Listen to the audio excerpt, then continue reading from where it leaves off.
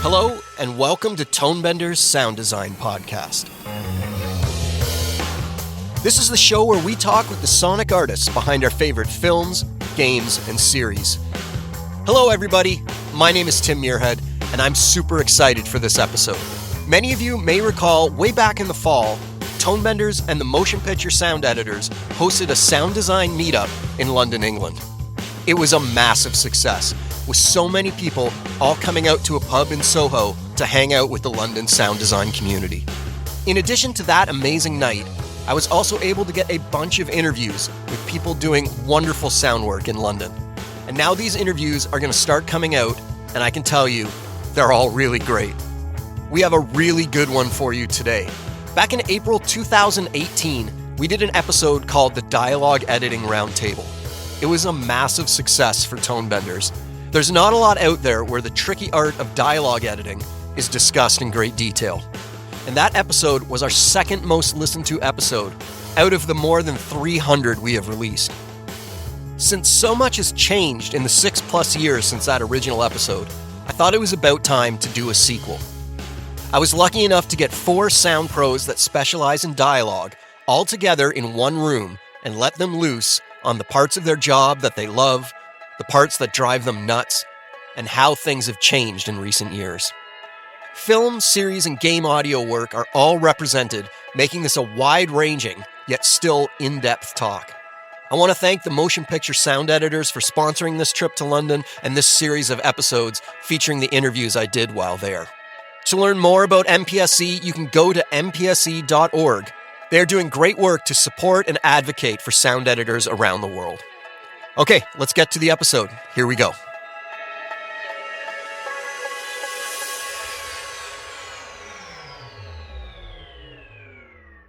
Back in 2018, Tonebenders did an episode that we called the Dialog Editors Roundtable. It's one of our most popular episodes we've ever done. But the world of a dialogue editor has changed a lot since 2018. There are plugins and tools that did not exist then that now are kind of not only usable, but they're not that expensive. So everybody can take part. A while back, if you wanted to get on a seater, take a loan out from the bank kind of thing. So I thought that it was a good time to kind of reconvene the round table of dialogue editors. And this time we get to do it in person. We're in London, England right now with a whole crew of British people. With a round table. Literally a round table. Yes, exactly. Michael Maroussas, you're the returning champion here. You were on the first dialogue editing round table and you're back for round 2. But the first one you had to do at 3 a.m. because of the time zones. I know this feels so this time civilized. You're wide awake. So we're expecting a lot out of you today. I'm Michael Maroussas. I dialogue edit for film and television. Most heard of recently were No Time to Die and the new Top Gun film. Right on. So next up we have Robbie Mann. Robbie Mann, thanks for coming out.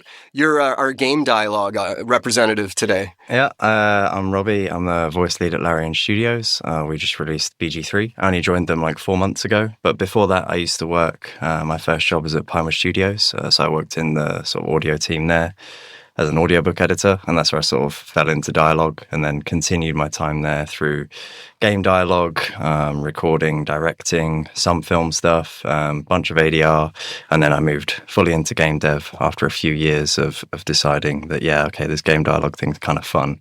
My work is a little different, but we can get into that later. For sure. Next up, we have Louise Burton. Louise was previously on Tonebenders for the Kneecap episode, one of my favorite movies of the year. Louise, welcome back. Thank you so much for having me. Yeah, so obviously dialogue ADR editor, kind of started out in the world of dialogue when I assisted on Bohemian Rhapsody and have kind of worked with Nina Hartstone ever since. I work in film and TV. Most recently on Kneecap, obviously. We did Saltburn together last year, and I'm most recently working on The Listeners, which just premiered at TIFF, The Devil's Hour. I like the way you casually say, I started on a film that won the Oscar for Best Sound. It was that's where you start off. It was a baptism of fire, and if you're going to learn dialogue from anybody, it was going to be that film with the amazing Nina Hartstone and Jens Petersen, so I'm very lucky. That's amazing. Okay, and our last representative today is Sophie Mappelbeck. Welcome, Sophie. Hi, I'm Sophie. I am an in-house dialogue editor at Boom Post in London. I guess I started my career in localisation over at Shepperton, working on a lot of that, editing dialogue into other languages for a lot of big films, and then from there moved into dialogue editing. On series, some of the more recent stuff that's come out that I've worked on is like the most recent season of Alex Rider and This Town, which was one of Stephen Knight's shows. So yeah. Right on. Okay, so I gave you guys a ridiculously long list of possible questions, so we're not going to get through them all. But the one thing I wanted to start with is how you deal a lot of... Oh my God. Shame on me. I can't believe that just happened. Bell of shame. Oh, I might have to leave that in. That was very good, everybody. Very good. I appreciate you shaming me. So the idea of location recordists now can record almost an infinite amount of tracks. And sometimes when they deliver the files to post, it's a Where's Waldo situation of finding what is what. So I thought maybe we could talk about how you tackle when something gets turned over to you, how you play dialogue detective and find what you're looking for. Louise, do you want to maybe take that first? Sure. Yeah. I mean, obviously, we can form the whole thing. I tend to just break it down scene by scene, and I go through and I literally look at my waveforms because I'm quite a visual person. Turn that waveform up and I just see, right, what has got the most signal, and I'll pick whichever boom has got the most signal and whichever radio looks like somebody's talking, and that's kind of where I start. And then I'll often, sometimes there'll be bits missing and I'll have to go back and find stuff, but that's generally where I start. And I'll just pull those most relevant mics up and just play the scene, and then you can kind of get an overview of, okay, what do I have, what do I need, what's problematic, and that's kind of my starting point. And I'll kind of do that for every single scene through the film, and then circle back and start to edit. Otherwise it can feel like a mountain, especially when you have 6, 8, 12, 16 tracks wide, and it just looks very overwhelming. I totally agree. Like when you've got that many tracks, it's just like, where do you start? But the tricky thing is, like in some scenes where it's just like a sort of, there's not much stuff going on. But if you often have that many labs, then it's like everyone's chipping in. There's not really, I mean, correct me if I'm wrong, but I'm not sure there's a shortcut to just listening through everything and just like doing your own manual version of stripped silence sometimes, which is one of the most time-consuming things about it. There was a TV thing I was involved with recently, and there was quite a short schedule on it. So you presume it's going to be, 2 headers, just quick editing sort of thing. And it turned up, and as soon as I saw the expand, there was, 6 labs going on in every scene. And it was about this gang of people going around, and they're kind of ad-libbing and talking over each other. And I had to say to the people who were running it immediately, like, this is not a simple TV show. I don't think there's a quick way of doing this. I'm not quite sure AI has mastered that yet. I wish it had in a way. That's probably one of the most laborious bits of the process still, isn't it? Yeah, it is. And again, that very first pass I do very much visually, just looking for the chunkiest waveforms. It's not always the best way to do it because sometimes people are talking all over the shop. But yeah, it can be problematic. And there are some scenes, like when you have sort of these ensemble pieces, it can get very complicated. On Saltburn, we had a lot of ensemble moments, and you really do have to sift through some of that stuff and see, well, who's talking, who do I want to be hearing, who else is in the scene, and can we hear, and should we hear them, do we want to hear them, so there's all these questions, and you generally want to have everything as much as you can at your fingertips when you're first editing, and then it's like peeling back the layers. That's the interesting balance, isn't it? Yeah. When you're finding this stuff, because sometimes you can be the hero and the director can be like, oh my God, I never knew they said that kind of thing. And then other times they'll be like, what is that? Just get rid of it. You don't need it. There's a reason it's not in the mix track, basically. So Exactly. The times you put stuff down for ADR and it's like, someone's having sort of a quiet sneaking around moment and they've just said a little bit of something in the thing and you put it down for ADR, you get into a session and they're like, when did I say that? I can't hear that. I don't want it to be there at all. So you're just kind of working out what's intended to be there, what's in the guide, what's not. I feel like every time I start a new project, I'm like, there's surely like some sort of shortcut way to like spreading out all these tracks, getting them on my track lay in some sort of order. There's different ways of doing it, but none of them seem to actually be much quicker. That's why I try and, just try and break it down literally scene by scene, because it can just feel like a mountain, especially when you're faced with an hour's worth of dialogue and you just go, oh my God, look at all those waveforms. Yeah. Please just get in some kind of order. I just try and break it down into bite-sized chunks and sort of do things in sweeps and then congratulate myself once I get to the end of like a chunk and go, right, yeah, that was good. Let's move on to the next one. Because just for my brain, that's how I like to give myself the small wins. So my life is infinitely easier than all of yours because I've already chosen the mic in the session. We have 1 mic or 2 and we sort of run with that and run through the edit. But when I was taught dialogue editing by an editor called Linda Brennan, she showed me about how to sort of, again, work through each individual scene, pick the mics and be quick about it. Like, just make the decision quickly, because like say you've got a mountain of tracks, just move through it quickly.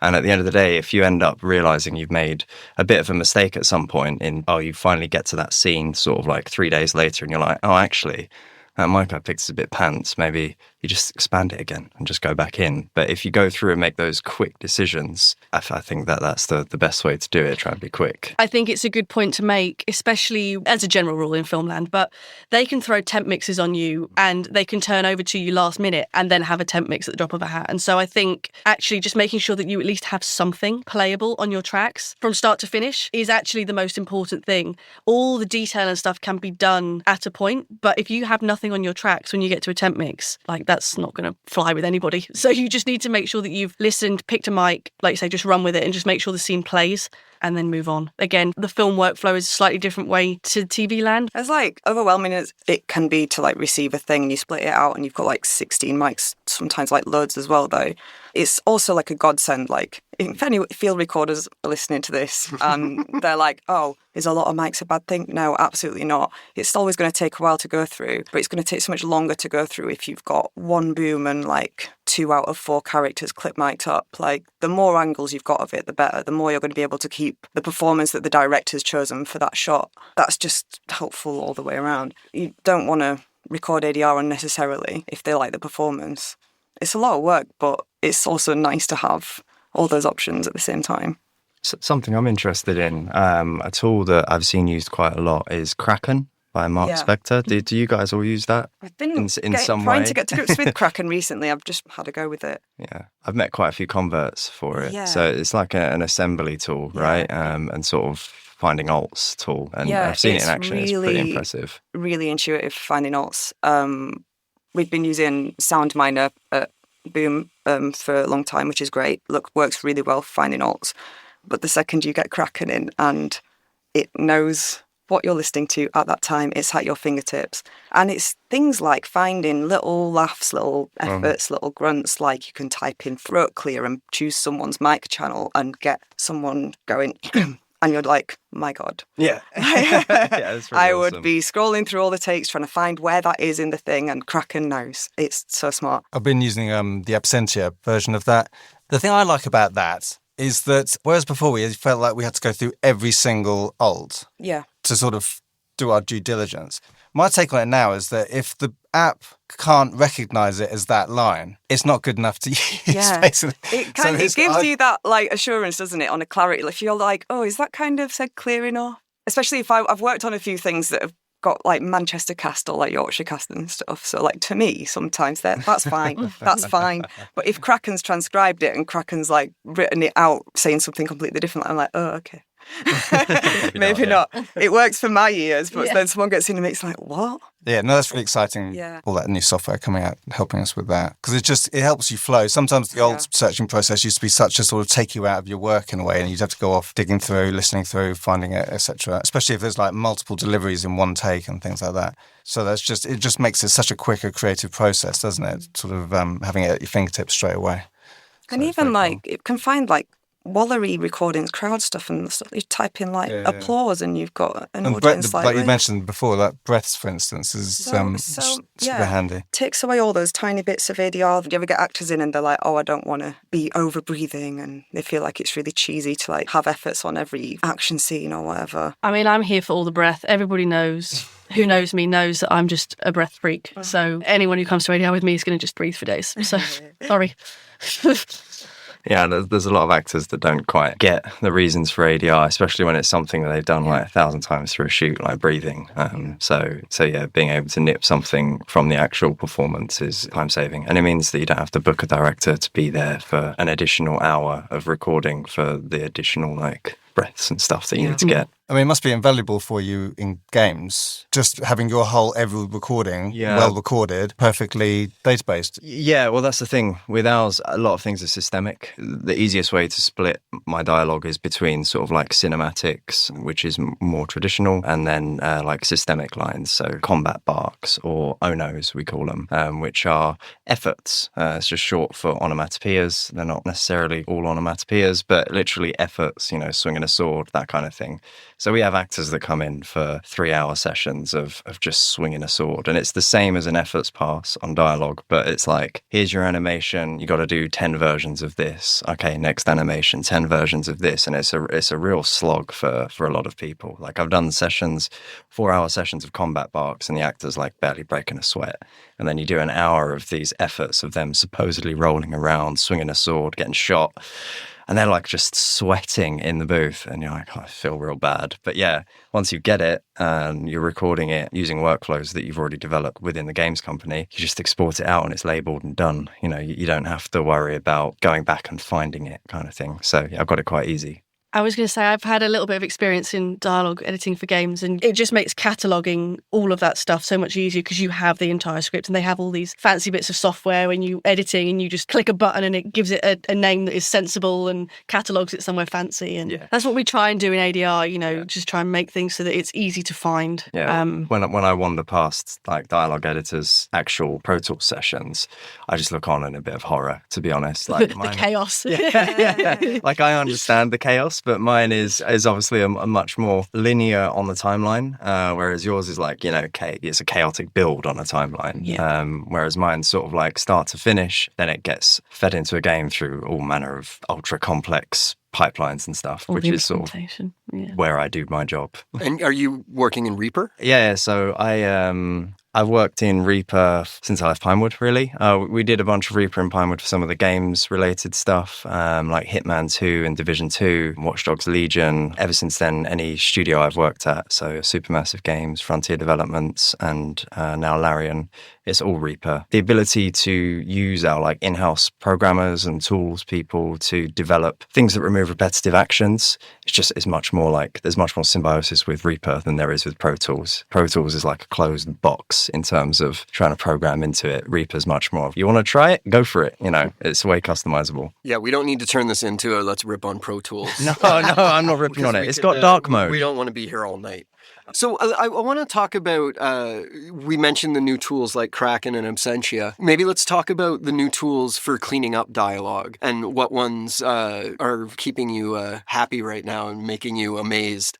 I still use RX like religiously. That was my go-to for intrusive noises, bangs, clicks, pops, isolated noises that are happening in the background. There's so much come out recently for like noise reduction, like DX Revive, and I use Hush quite a lot, which is a new one. A lot of people swear by Revive. We've really taken Hush on in our team for editors, and then they tend to use Revive as like a live thing a lot in the studios where we are. Yeah, things are just getting so much better, and like even within RX, noise reduction sort of thing has improved tons. It's moving quickly, isn't it? Yeah. You think when Waves Clarity came out and how exciting that was? Well, I got excited about it. And I don't really use it anymore. I think Supertone Clear's kind of wiped the floor with it, really, in its ability and its price point. They just seems to be getting better and better. But the best thing to be developed with them is that they become more and more stable and easier to use live. Like you were saying about your guys use DX Revive live. Yeah. See, I've tried to sort of experiment with, on the last few films I've worked on, having a couple of clear tracks, because it can be such a game changer of the production sound. It's that old cliche of it's so easy to go too far and you don't know what the mixer's going to think of it, you don't know what the director's going to think of it. So I'm always loath to render stuff like that. Now it's such a, intrinsic part of our work. So if we can have that as a live track, for instance, it could be a clean scene to start with, and then by the mix it could have music on it, in which case you don't need to do all that, and so you just let it breathe. When you guys say live, you mean like as an insert on the track? Yeah. Okay. It's just, sometimes you sort of have to render it. I don't know what context, but there is times where you just have to render a scene, but it's a commitment and you always have to leave the untreated one. But the minute you render it, there might be some more work done on it. And if ever you want to take a step back, it's rarely as easy as that. You always end up with some clicks coming back in or something like that.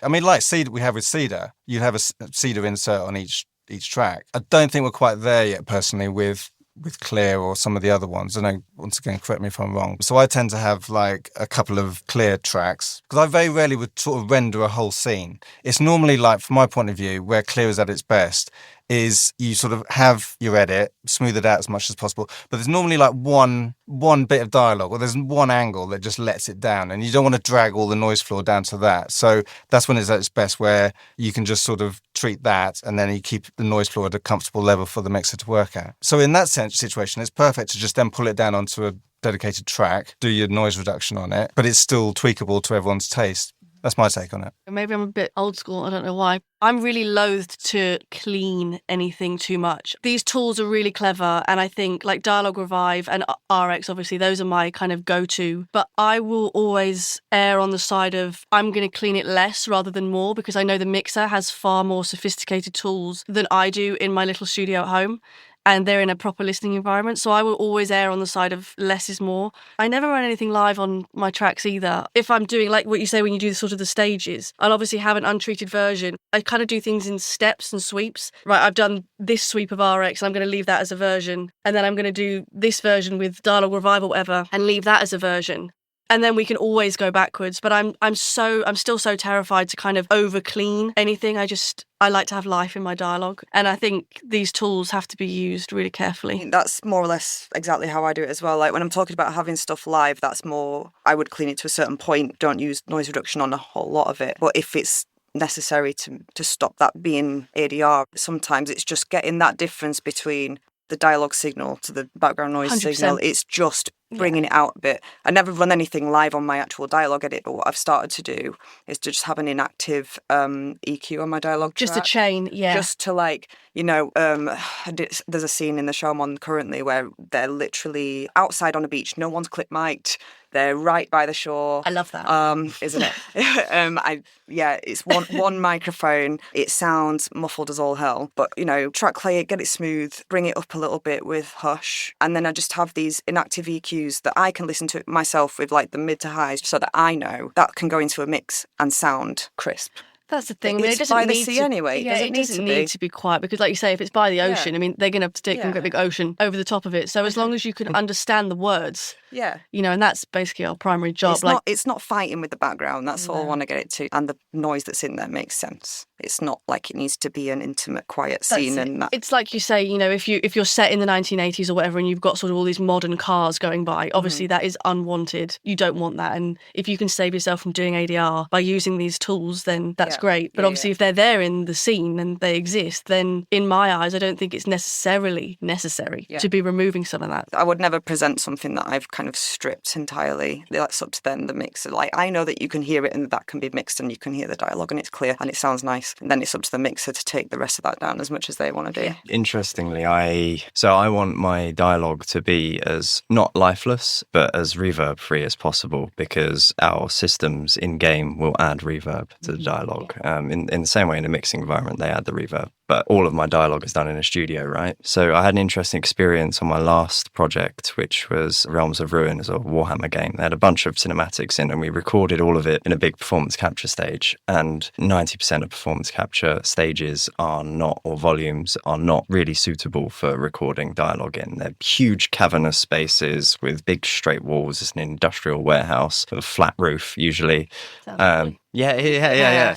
But like we worked with them and managed to get a bunch of testing going on, and through like sort of our mic placement, and then a few tools like Soothe and Bloom from Oak Sound, and a little bit of D-Room, like we were really able to use like 95% of the dialogue from the performance capture shoot, which is great, because there was so much energy in mocap that it's horrible to have to lose that. In the same way, it's horrible for you guys to have to go into ADR and lose the energy of a scene. But, it's even worse when it's like, it just sounds a bit reverberant, which is why we can't use it, rather than like, there was a plane going overhead. It's like, fair enough. But when you're in a somewhat controlled environment, it kills you to have to drop anything from that. But things like Bloom and Soothe too from Oak Sound were really, really useful for sort of saving some of that.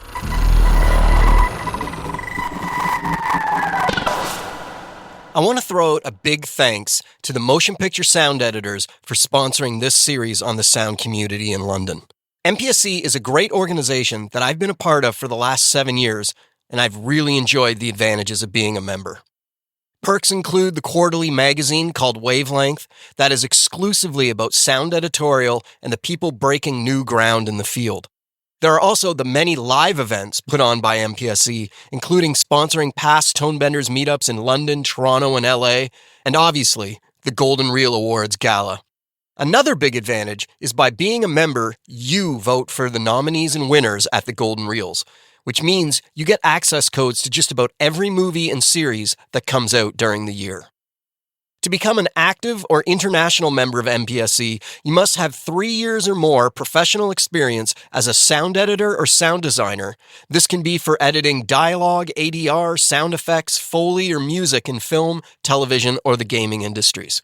But remember, even if you're just starting out, you can join as an associate member and get most of the perks and then be upgraded once you meet the qualifications. For full info, go to mpse.org and click on Membership. If you have any questions about becoming a member, feel free to reach out to me via info@tonebenderspodcast.com or talk to the MPSE itself. A great example of the kind of events you can get access to as a member of the MPSE is coming up on Friday, June 13th in Toronto.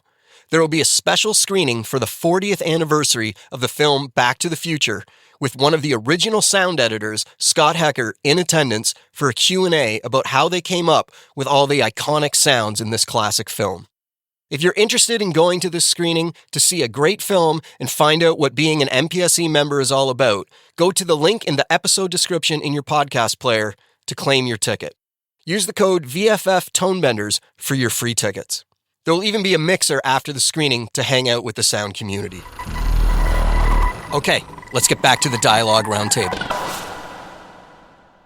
So there's kind of two levels of dialogue cleanup with the AI tools that we're talking about getting rid of kind of broadband noise a lot, but there's also getting rid of plosives, getting rid of mic bumps, clothing rustles. Have any of these new tools helped with that, or are we all still just isotope? Spiff is good for... Have you ever heard of Spiff? No. So that's another Oak Sound one. Spiff is really nice for Fs and sibilants and that sort of thing. Give that a go if you're interested. It's affordable too. I just go in RX and gain it down. I just go find the nasty bit and I just gain it down. It's like, really hard P, yeah, a little bit of gain down. Really sharp S, yeah, a little bit of gain down. Yeah. I guess that's the safer way, I think, as well, to not then start eating into it from our point of view, where it does need to sound still like it's... I think probably if you've got a problematic character, maybe there's a bulk of stuff that needs doing. Yeah. It can probably be quite useful. It's per character. I was having this conversation the other day. If you've got someone who is really sibilant, maybe that's the way to go because it's so boring having to gain down all of those bits. I used to do all of the dialogue editing and mastering by hand. So, you met with a level and there's 800 lines in it and it's, 800 individual lines. Going through that and manually gaining down all the S, the Ps and the broadband stuff, it can be a bit mind-numbing. When you can achieve somewhat close enough with a plug-in chain per character, that's been a massive time saver. But think of the scale of our dialogues in our projects, we have to make those sorts of decisions because, say, Baldur's Gate 3 had, I think, shipped for something 197,000 lines of dialogue, which is insanity if you imagine someone going through and manually doing all of that process. So yeah, there's trade-offs for sure. Yeah, I guess in the games world as well, it's studio recorded dialogue, isn't it? Yeah, so you're dealing with clean stuff. It's going to recognise easier what's dialogue and what's not. For us, if I was to batch process something with even just decrackle to take out lots of little bits, you're going to then listen to it and find some error. It's got rid of a t. And just a word just becomes not that just word, and then you're like, oh, hang on, he's not really pronounced that T very well, and then you realise that you've done that. So it's very rare that I would just batch process something. I might start if it's got tons of little, I don't know, someone's holding some paper or someone's opening a crisp packet. I'll start with the decrackle and see what that gives me. But often with something like that, I might put it in through RX. I'll put a reference version in and a version that I'm going to actually work on, so that I can then copy and paste from like the reference. For all this talk of like more broadband denoising, I'm talking about, for instance, Clear and stuff like that. One of the most exciting things I think about it is not necessarily the actual denoising in that way, is how it's become handy for fixing overlaps. For instance, where you have the scene where there might be two mics and it's like maybe a heated scene and I'm talking and you've just been running and you're breathing. That would sometimes cause issues about, yeah, we want to hear you breathing still, especially if we're cutting to you and you're looking out of breath. But there's the feed of me and, it just gets messy. And using Clear or, other tools available on the market, then you can pull down the voice, but it can leave. It's a fine balance because sometimes it starts to suck away the breaths as well. But whenever these new technologies come along, it's not the direct thing that it's meant to do that is the most exciting sometimes. So that's quite cool. That solves a lot of problems. Yeah, like I found a lot of like music-based tools in RX that are actually like good for like just dialogue stuff. Like before D-Hum was good in RX. Like there's like a amp debuzz tool which used to work so well, and there's like the deconstruct one which is supposed to be for more or less like splitting out like percussion from instrument stuff, and that's the same thing. So you can separate so tone and noise kind of and thing. It tends to do like what D-Hum does at the bottom for like higher up, fluorescent light buzz and that sort of thing. What example would you use deconstructing, out of curiosity?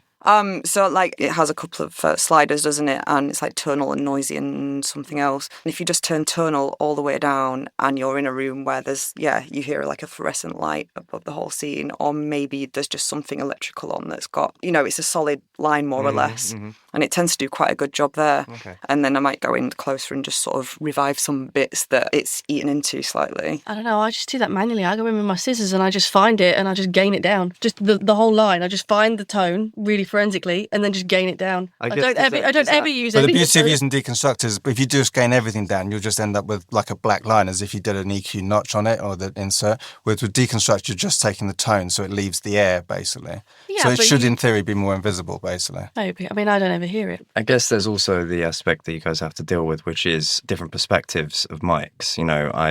It's much easier to have one mic, and if you've got a tone in one mic for a whole scene, whereas if the mic is changing from here to there, and then the tone changes and where it shifts, I imagine you also get a bit easier. Within a scene, and they've filmed one angle here, one angle there. They might be filmed 5-10 minutes apart. One time when they did it, there's a car in the background. One time when they did it, there wasn't. And you're swapping between different people and you're getting and just like, I have to try and even that out somehow. So it's like, do I run that through the background fully or do I try and take it out of the ones that it's affecting? Trial and error with that. But I think D-Hum's got better and better. Once again, loath to sort of do, over the top rendering and stuff like that. But if you get a scene where it's just like literally, if you looked at it in RX, there's like 12 different lines going through it. If there's a tool, like for instance, I use that once again. I feel like I've got a commission sorted out before we did this. We'll work it out. But Absentia, for once again, at the moment, my favourite D-Hum thing. And I just very careful with it, do A-B comparison and stuff. But if I've got a noisy scene where the noise is not really broadband noise, it's just loads of thin tones going through it, it gets rid of it really well. As long as you play around with the settings, be careful it doesn't do anything funky to it. And it can, what before would have ended up, in the olden days, having to fill them out and do a slow fade in and all this sort of stuff, it just removes it. But the caveat of that is that you do have to be careful it doesn't do anything funky to the dialogue, which if you're careful it doesn't. Yeah, I think that's the biggest takeaway, isn't it? Like we have so many of these amazing tools sort of available to us and we can often get very excited by them. But I think it's just remembering we still need to have the body of our dialogue. We're not doing it to make it clean, we're doing it to make it intelligible. And I think there's actually a difference. These tools are incredible, but just being very careful with how we use them and having the knowledge to know that you can actually take it too far and when to pull it back, I think is the most important thing. In the context of this conversation, we have to remember this is not just sort of like sat at home going, I want to make this as clean as possible. Often the context of it is you are sent it from the cutting room going, this is a problem scene. We don't want to ADR it. Can you fix it? Then, you see, the context is different then, basically. So it's lucky we have these tools. They're a blessing. It's not just us going, this sounds fine, but we're just going to blitz it with, this kind of thing. They're there for when we need them, basically. Who hears headphones versus monitors in the room? Louise, what do you prefer? Monitors. Headphones. Headphones? Headphones for RX and monitors for the rest of it. Yeah, monitors generally. Okay, excellent. If I'm at home, I'll be on headphones, but that's just because I have housemates. See, I go for headphones. Typically, a lot of the environments I've worked in, you've needed headphones, and then there's like edit suites to go in. Some places I've worked in, you've had your own edit suite where you can monitor. But for forensic stuff, I get worried about listening on monitors because I'm just thinking players will listen on headphones. That's where I have to think about. A lot of players, they listen on like great headphones, so they've got this like awesome 3D sound without having to invest in, their own surround system.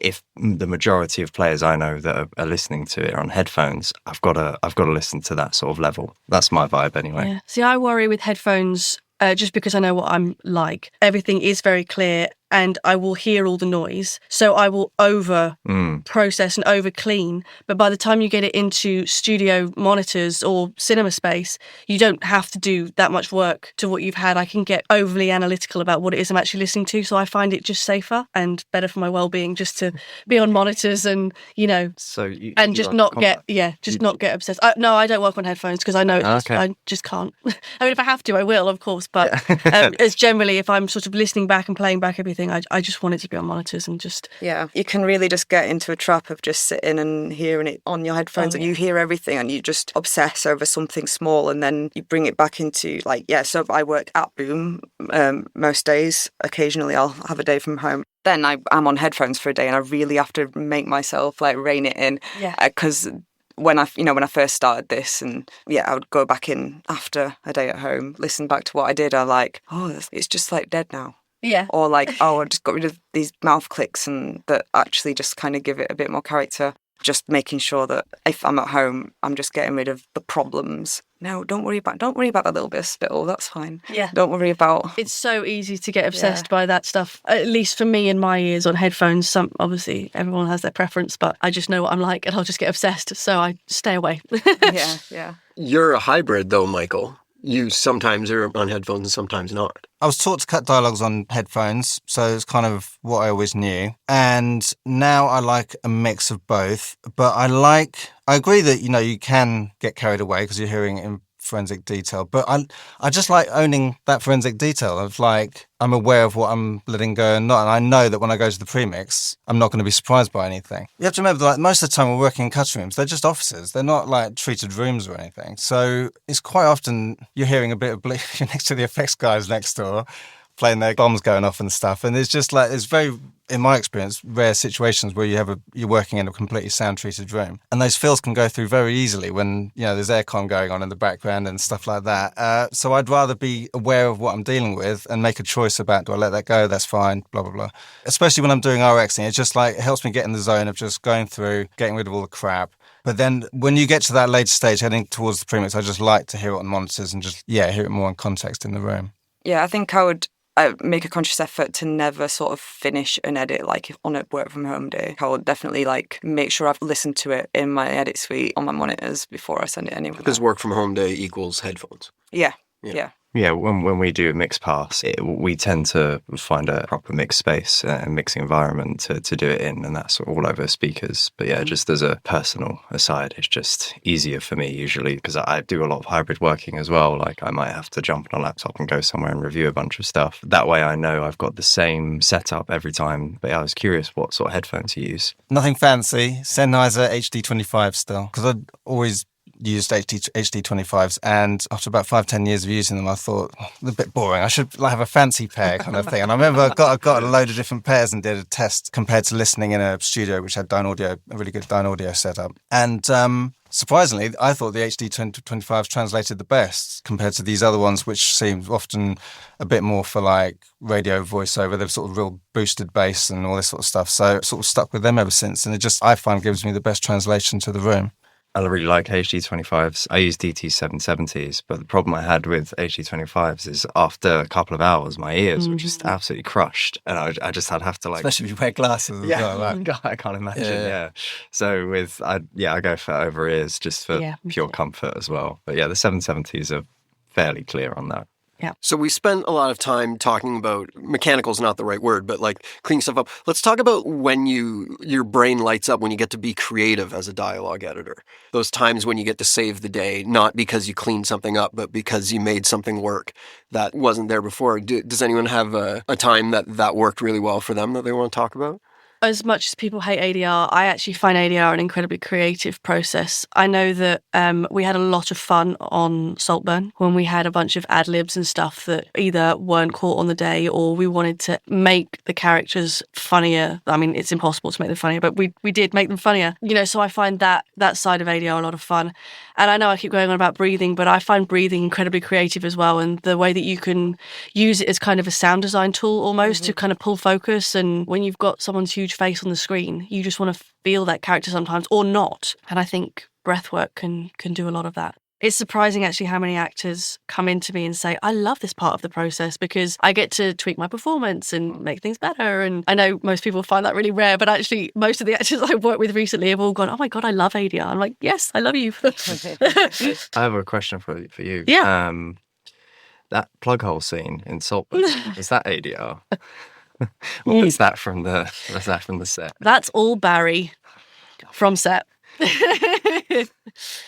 I mean, yeah, I think that's the most uncomfortable I've ever felt watching a film. yeah, all that slurping, that was Barry on set. Obviously enhanced wonderfully by our incredible sound effects department. But Brilliant. yeah, all the vocalizations, that's Barry.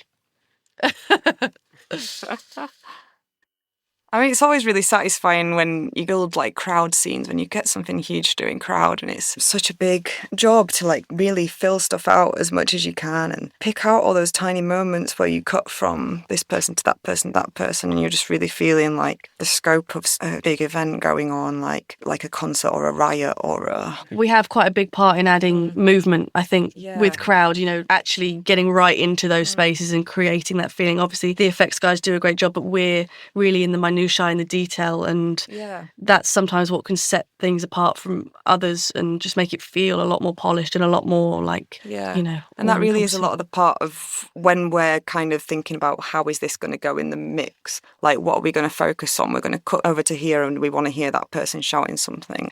How do we want to lay this out so that we really get the perspective changes? You cut to a wide and you've got this general wall, you cut in close and you're hearing like more detail in that crowd. The crowd actors are always brilliant. They're so good. And you see a lot of the same people over and over again, and they're just all so bloody brilliant. If they've got work like that to do where it's so full on, they just have the best time. I really love the vibe of a crowd session. Like you say, you get they're so amazing and so quick. You just be like, okay, we need like two people walking along talking about something, and they just have conversations ready to go, and then they go and they do it again and again and again. It's such an amazing feeling. And I think it was either Mary Queen of Scots or the Outlaw King or something. We did the crowd recording, and we set up one of those microphones where it's got like 8 different mics on it on a head type thing. And we had this group of like 30 lads just running like wild men at me in the boom and this surround microphone, and they're just like filtering around it, and they were monitoring it in a 5:1 environment so they could hear how it was like actually translating. And I've no idea if they ever used it in the way it was intended, but it sounded really good. But yeah, one of the creative aspects I really love is emotes, and seeing those built into a fight scene. When you do the ADR pass and you build a scene from where they're not really emoting or not really doing anything, or there's loads of director over it because they're really directing the scene, and no, lift your hand here, no, lift your hand here, and all of that has to be removed. And then you finally get in the gut punches and that sort of thing, and you just make it go from this kind of chaotic thing to, you can like feel the punches now. You can feel the pain of that knife going in and coming out again. That little detail is awesome to see when it gets built in there. I think you're right. Like, obviously those scenes can be quite chaotic, but we can help add shape and also focus. We can shift where you want your viewership to be looking, what you want them to be feeling at any given moment. And I think crowd just plays such a massive part in all of that. I'd agree with all that. I think ADR can be so much fun. I mean, sometimes it can be arduous, Oh, don't get me wrong. It We were happens. chatting before about if you've got like Yeah. a scene you've got to tackle where it's just like the sound's unusable, we're going to have to redo the whole thing, and everyone loved the performance. It's just like you're on a hiding to nothing. We just got to head down and do it. But the other times, especially if it's a good the production sounds good and you've just got minimal ADR, it becomes really enjoyable. It's just like these little final touches you're putting to things and little extra details, etc.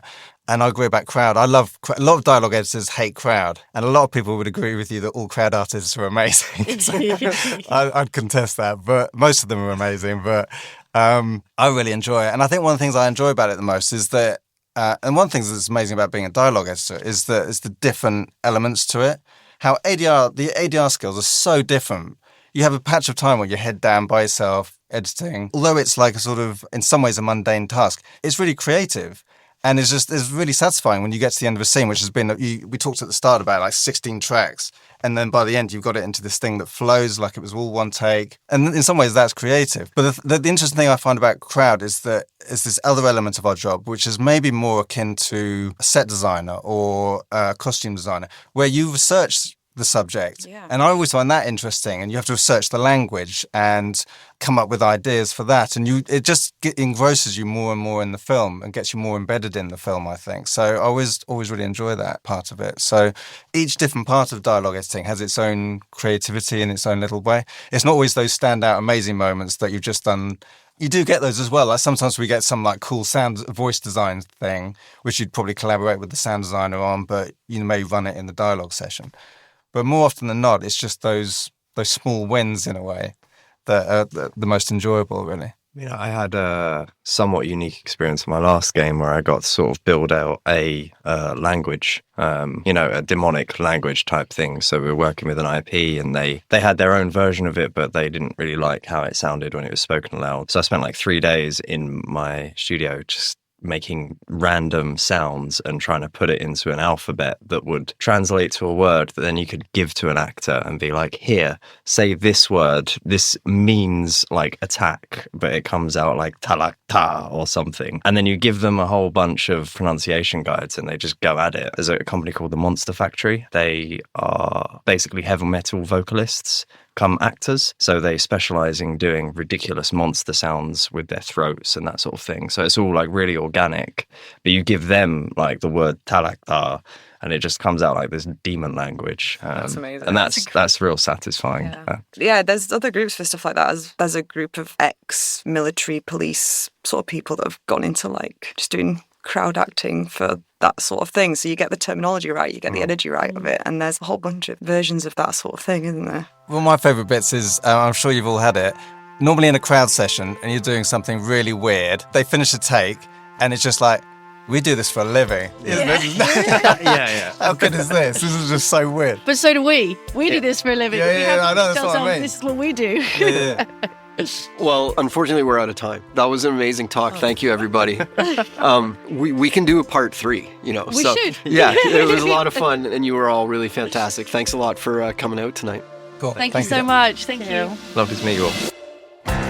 Big thanks to Robbie, Louise, Sophie, and Michael for sharing their thoughts and experiences with me. It was a lot of fun as everyone met each other for the first time the day we recorded this. But we all just kind of clicked and immediately got along and were firing ideas off at each other. Also, big thanks to Anita Young for editing this episode. I want to thank the Motion Picture Sound Editors for sponsoring the London Sound Design Meetup back in September and this series of episodes featuring interviews I did while in England. To learn more about the Motion Picture Sound Editors, you can go to MPSE.org. They are doing great work to support and advocate for sound editors around the world. The next episode in this MPSE-sponsored series will be a deep dive into the Game of Thrones prequel series, House of the Dragon. Tonebenders is produced by me, Timothy Muirhead. Theme music is by Jim Guthrie. You can reach me via email through info@tonebenderspodcast.com. Follow Tonebenders on Instagram to stay on top of new episodes.